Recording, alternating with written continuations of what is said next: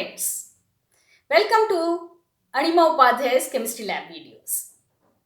We have already discussed the viva voce questions of many experiments. In today's video, we will learn about the probable questions on the estimation of iron in the hematite ore using standard potassium dichromate solution and an external indicator method. So first question which will be asked to you is, what is an ore? And your answer will be, ore is that mineral from which the metal can be extracted profitably. What is a mineral? Mineral is any salt in which the metal is present, even in traces. Okay, so you are saying that in mineral the metal is present and ore the metal is present. So what is the difference between ore and mineral?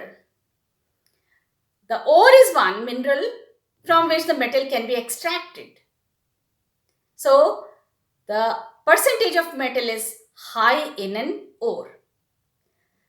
We can say all ores are minerals, but all minerals are not ores. Can you give me the various names of iron ores? Yes, the oxide ores of iron are hematite Fe2O3, magnetite Fe3O4, siderite FeCO3 which is a carbonate ore, iron pyrite FeS2 which is a sulfide ore. What is the color of the hematite ore solution? The color of hematite ore solution is pale yellow. What is the oxidation state of iron in the hematite ore? The oxidation state of iron in the hematite ore is +3. That is, it is in the higher oxidation state. What are the reagents that are required to perform this experiment? To perform this experiment, the very important thing is the standard solution of potassium dichromate. Other than this, I need concentrated hydrochloric acid, stannous chloride solution, mercuric chloride solution, HgCl2, and the indicator which is potassium ferricyanide, which is used as an external indicator. Why are you calling it an external indicator? It is called an external indicator because it is not added to the test solution, but it is kept outside the conical flask and the test solution is added to it to check the end point. Therefore, it is called external indicator. How you will prepare the potassium dichromate standard solution? To prepare the standard solution of potassium dichromate, the salt is first weighed and then it is transferred to a 250 ml volumetric flask.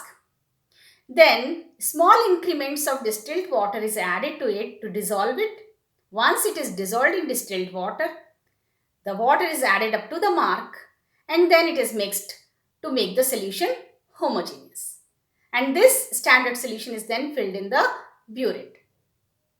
Can you explain the brief procedure? Yes, the brief procedure for doing this experiment is very simple. I will first pipette out 25 ml ore solution, hematite ore solution in the conical flask, to which I will add around 3 to 4 ml concentrated hydrochloric acid with the help of a dropper. And then I will place this conical flask on a hot plate to bring it to a boil.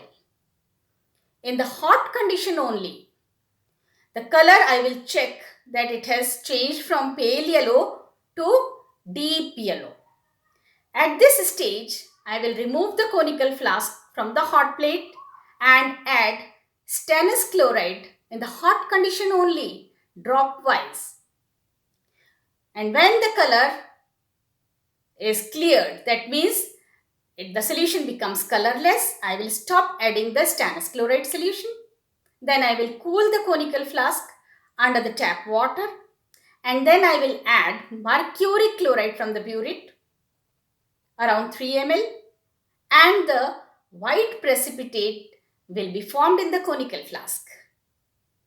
I'll come back on the titration table, and on a titration plate or a butter paper, whichever is provided to me, I'll put small drops of potassium ferricyanide indicator. Then I will start adding the potassium dichromate solution from the burette in small increments of around 0.5 ml. Shake the flask. With the help of a glass rod, I will introduce the test solution and to the indicator drop, which I have already kept on the butter paper or titration plate, and the color will change to blue. I will then wash this glass rod in a beaker containing distilled water and leave the glass rod in the beaker. Again, I will add another 0.5 ml and mix the solution. Bring this solution again with the help of glass rod with the indicator drop and check the change in the color, that is from colorless to blue. And I will keep it doing the same thing till the drops does not change the color. That means at the end point the color will not change to blue, but it will remain colorless. This I will record the observation in my observation table, the burette reading, and I will go for another trial to get a concordant value. Why you added concentrated hydrochloric acid?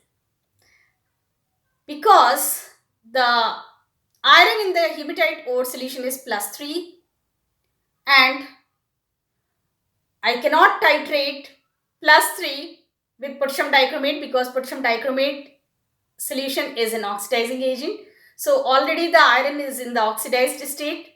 Therefore, to estimate iron in the hematite ore, first I have to reduce it to the +2 state, and that reduction is brought about by the addition of stannous chloride solution. So, stannous chloride solution acts as a reducing agent in the hot and acidic medium. And this is the reason I have added hydrochloric acid. Okay, so why you added the stannous chloride dropwise? I added stannous chloride dropwise because I didn't want excess stannous chloride to be present in the test solution. How you came to know that the +3 oxidation state is completely reduced to +2 state? It is simple. In the +3 state, the iron solution was deep yellow in color, and when it got reduced to +2 state, the color discharged and it became colorless. So as soon as with the drop, the solution became colorless, I stopped addition of further stannous chloride from the burette. Why you added mercuric chloride? I added mercuric chloride because I wanted to remove excess stannous chloride from the solution, which was unreacted. How do you come to know that the stannous chloride is completely removed? The formation of the silky white precipitate in the conical flask showed the complete removal of stannous chloride in the form of stannic chloride. That is, oxidation of stannous into stannic has taken place along with the reduction of mercuric to mercurous chloride. And it is the white silky precipitate of mercurous chloride which has been appeared in the conical flask. Why you are using potassium ferricyanide as external indicator and not potassium ferrocyanide? I cannot use potassium ferrocyanide as indicator because in the test solution also the iron is in the +2 state, and in the indicator if I am using ferrocyanide, the iron is in the +2 state. So ferrous and ferrous will not react. You told that when the test solution was introduced to the indicator potassium ferricyanide, the color became blue. Why? The color turned to blue because of the formation of ferricyanide, which is turn blue color. And this is the reason we are using potassium ferricyanide, because in the potassium ferricyanide, the iron is in the +3 state, and in the test solution, the iron we have reduced it to +2 state. So +2 and +3 will react to form a complex which is called ferricyanide. Alright, then why at the end point the color does not change to blue? At the end point, color does not change to blue because there is no ferrous iron left in the conical flask. All the ferrous is now oxidized to ferric state with the help of potassium dichromate solution. Alright, so what type of titration is this? This is a redox titration. Potassium dichromate is an oxidizing or a reducing agent. Potassium dichromate is an oxidizing agent. It oxidizes ferrous into ferric. And this is the reason the stannous chloride should be removed completely. Otherwise, if it is present, it will not allow the potassium dichromate to oxidize the ferrous into ferric. It will again reduce it back to the ferrous state. And if it is not present in the test solution, then this will not happen and we will get the accurate results. I have discussed almost all the Viva questions which could be asked if you are performing this experiment. I hope you will enjoy this video and learn all the possible questions. If you have any queries, any doubts, please leave a comment in the comment box. Take care and bye-bye.